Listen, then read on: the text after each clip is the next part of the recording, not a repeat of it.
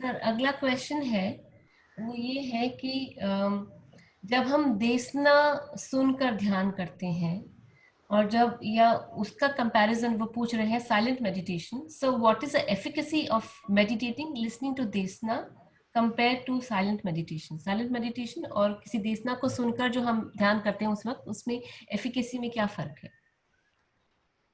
देशना को सुन के ध्यान करेंगे तो it will more efficient, more better, it will better for most of us. Silent meditation का महत्व इसलिए है कि हम अपनी समाधि को पुष्ट कर सकें, और जितनी पुष्ट समाधि होगी उतना हम अच्छी तरह से माइंड को पेनिट्रेट कर सकते हैं। लेकिन जो एविडेंस अवेलेबल है हमारे पास, जो आप त्रिपिटक में पढ़ते हैं, सूत्र सुनते हैं, majority of the disciples got enlightened while listening to Buddha's talks. आप अनत्तर लक्षण सुत्ता या पहले धम्मचक्र पैरावचन धम्मचक्र प्रवचन सुत्ता, उस समय वो कुछ नहीं कर रहे थे, वो तो सुनने को ही तैयार नहीं थे भगवान की बात। वो 5 जो थे वो लोग तो भगवान की बात सुनने को तैयार नहीं थे, क्योंकि उनके मन में बैठ गया था ये तो एंजॉय कर रहा है अपने को, इसमें एस्थेटिक्स प्रैक्टिस छोड़ दी। उस मानस को लेके बैठे हुए लोग भी जब उन्होंने प्रवचन सुना तो उनमें से एक पेनिट्रेट कर गए and he became sotapanna just by listening. वो साइलेंट मेडिटेशन नहीं कर रहे थे।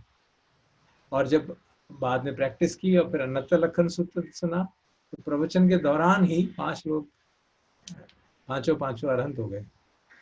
इसका थर्ड प्रवचन जो था भगवान का आदित्य पर्याय सूत्र, वो किनको दिया गया? जो कि सन्यासी थे और अग्निचार्य करते थे, मतलब जो यज्ञ करते थे। कश्यप बंधु और उसके 1000 disciples, they are all people जो यज्ञ में विश्वास करते थे, यज्ञ की एफिकेसी में विश्वास करते थे।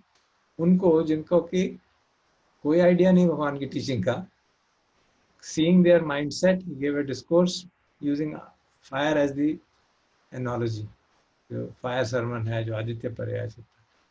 और उस प्रवचन के सुनते सुनते at the end of the discourse 1000 of them became arhats. They were not sitting silently and meditating. और इसी तरह से अगर आप, और हमने थेरी गाथा पढ़ी थी, तो कितनी थेरियां जो हैं वो विषम परिस्थिति में जाके अरहंत हुई। कोई एक था कि उसको अपने फांसी लगा रही थी कि 25 साल से मेरा मन संयमित नहीं हो रहा, अब तो फांसी लगा लेना चाहिए।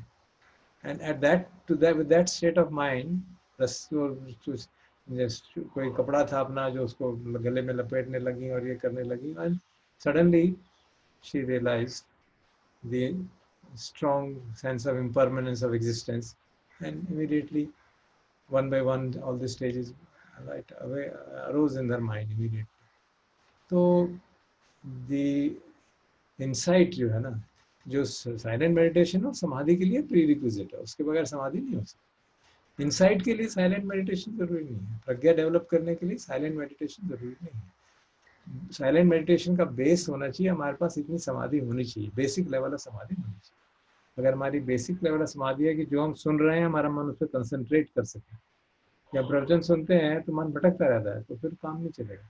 अगर हमारा कंसंट्रेशन इतना ज़्यादा है कि हम सुन रहे हैं और बिल्कुल समझ रहे हैं बात को, समझे जा रहे हैं, तो अंदर अंदर उसका असर होता चल जाएगा and you can have the breakthrough at that time. जो वेनरेबल सारिपुत्ता, जो उनके चीफ डिसाइबल थे, उनको how did he attain the arahantship? वो भगवान को पंखा कर रहे हैं। भगवान बैठे थे और किसी कोई आया था साधक या भिक्षु, उसको प्रवचन दे रहे थे। उसको प्रवचन कितना समझ आया कि नहीं, वेनरेबल सारिपुत्ता भगवान को पंखा झलते झलते उसके प्रवचन को सुन रहे थे, और उसका इतना असर हुआ कि attained liberation just there while fanning the बदन। So you have to see silent meditation का अपना महत्वपूर्ण रोल है, और इनसाइट डेवलपमेंट में उसका लिमिटेड रोल है।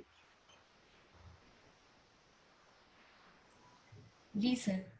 सर